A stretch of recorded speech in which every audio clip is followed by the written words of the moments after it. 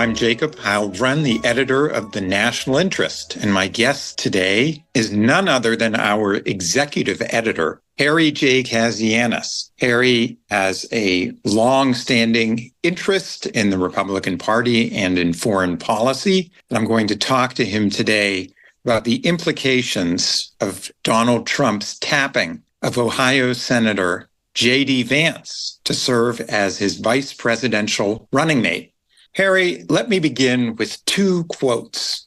The first is from William Ruger, who declared on X, the former Twitter, quote, "There are very few ways you could make never-Trumpers and neoconservatives, including the ones that will try to get a job in Trump too, hate the Trump ticket more than selecting J.D. Vance as VP choice." Right on cue, William Crystal in The Bulwark declared today, quote, "In just 18 months in the Senate, Vance has shown that he's all in on autocracy, on authoritarianism, on an anti-liberal movement to transform American politics and America itself," end quote. Harry, what's going on here? Hey, Jacob, it's good to be with you.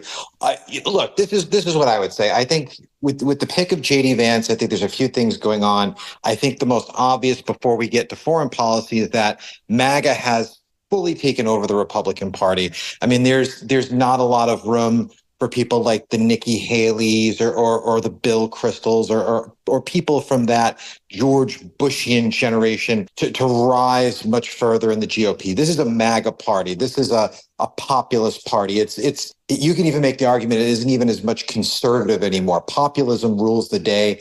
And that's where we are going forward. You know, focusing on your queries on foreign policy, look, J.D. Vance isn't going to make everybody happy because if you listen to him, actually just last night, he was on Fox News and gave a very long interview, detailed interview.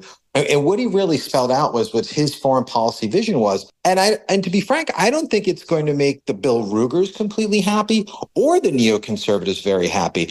His views on China don't match up with people like the Quincy Institute and others. He's very, very hawkish on China. He sees China as the number one principal enemy of the United States. And he agrees with people like Bridge Colby, who we both know very well, and others who consider that the dominant threat to U.S. primacy, you know, not just in Asia, but just globally. So that's where he is on Asia. He sees Iran as a threat, you know, doesn't want regime change in Iran, but I think is focused on containing, growing Iranian power, military capabilities, making sure that Iran doesn't get a nuclear weapon. He seems to fully back Israel. When it comes to Ukraine, that's when he slides more into the realist camp. You know, he doesn't believe in giving Ukraine sort of an unlimited blank check. J.D. Vance, I think, makes the argument very astutely that, you know, he doesn't want to see Ukraine fall into the Russian orbit. But at the same time, what he's looking for is, what is the strategy to keep Ukraine going? What's our ultimate end goal? How are we going to get there? How are we going to avoid escalation with Russia? I mean, we forget, you know, we see a rotten Russian economy. We see a corrupt state with Vladimir Putin. But at the same time, they have the military capabilities to do a lot of damage. And keep in mind, they still have 5,000 nuclear warheads under their control. And the Russians seem to be always making these veiled threats about tactical nuclear war. So I think J.D. Vance has a very nuanced and very smart foreign policy strategy that, again, it's not going to make everybody happy. And he doesn't exactly fit into anybody's exact orbit. I think he fits more with like the Will Rugers and the Koch Institutes. It's probably about 80% with them. But I think some of the stuff on China, I don't think he's going to make them too happy. And I, to be honest, on the record, I love his views. I think he's a smart pick.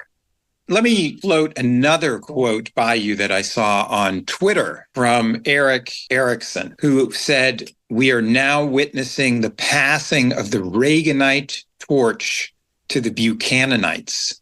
Is this true? Are we seeing the vindication of the founding editor of the American Conservative, Patrick J. Buchanan, who also ran several times for the presidency on the explicit credo of nothing other than America first?"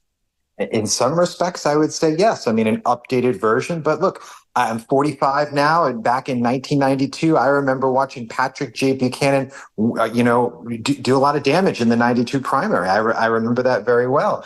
I think the Republican Party has changed. I know there are a lot of folks within the party that have, very subtly changed their positions and moved from a Bushian free trader, neoconservative, cultural warrior sort of idealism and moved to a very Trumpian, making sure that trade deals are much more balanced with other countries that are reciprocal. The United States isn't exactly opening all our markets and not getting a lot back. I'll just give you a quick story, Jacob, and this was sort of a little bit of my own conversion to a more Trumpian view. And it wasn't done, to be honest, because I was looking for a job in an administration or anything like that. You know me well.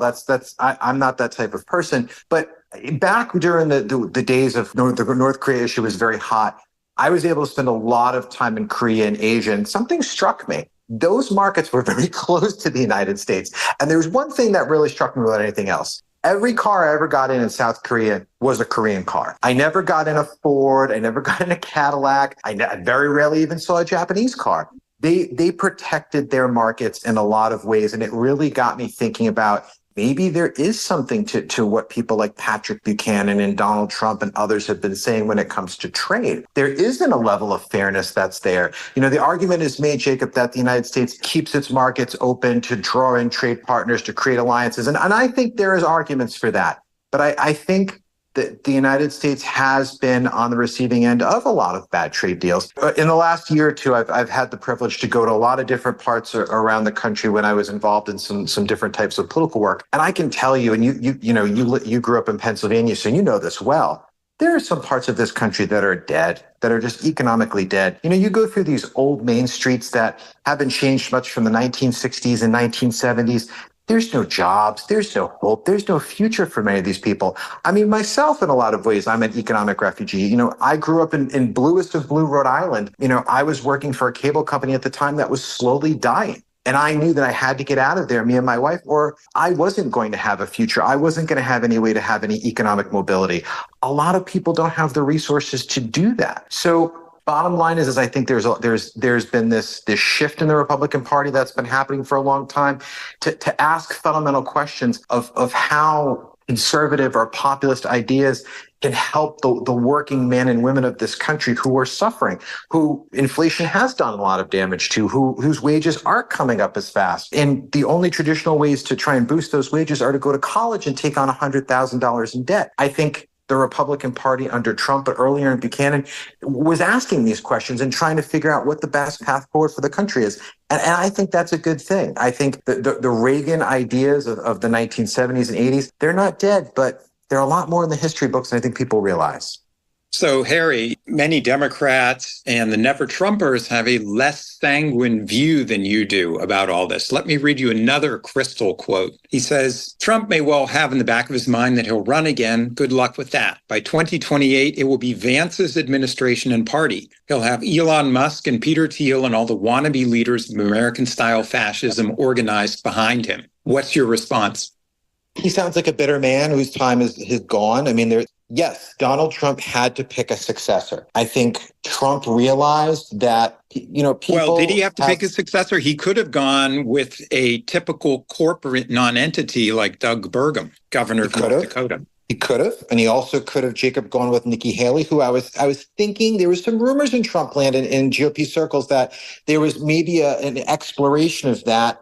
Some rumors, I have nothing to back this up, but there have been rumors floating around that there may have been a conversation between Trump and Haley in the last couple of days. I can't confirm that, but that's what the rumor that was out there. So there was some thinking, but Trump, I think, understands that he wants his movement, his MAGA movement, to go beyond him, because I think there was a lot of talk and speculation that by 2028, the GOP might just start going back to its old corporatist and neoconservative foreign policy ideals. And I think what Trump wanted to do is have a legacy, lock MAGA down into the Republican Party.